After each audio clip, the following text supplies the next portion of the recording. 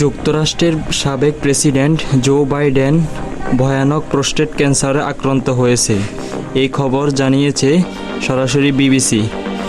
৮২ বছর বয়সে এসে সাবেক প্রেসিডেন্ট জো বাইডেন এর ক্যান্সার ধরা পড়েছে, তা তার হাড়ে দ্রুতই ছড়িয়ে পড়ছে। রবিবার তার অফিস থেকে বলা হয়েছে যে জানুয়ারিতে পদত্যাগ করা বাইডেন গত সপ্তাহে প্রস্রাবের লক্ষণের জন্য একজন ডাক্তারের সাথে যোগাযোগ করেন। পরে পরীক্ষা করার পর জানা গেল তার শরীরে ভয়ানক ক্যান্সার ধরা পড়েছে। তার শরীরে যে ক্যান্সার ধরা পড়েছে তার রোগের একটি আক্রমণাত্মক রূপ, সেটি হলো 10-এর মধ্যে 9।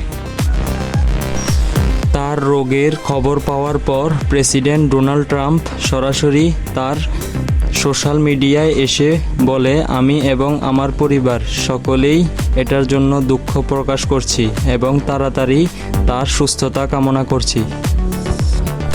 এমডি কাউসার, এক্স নিউজ, যুক্তরাষ্ট্র।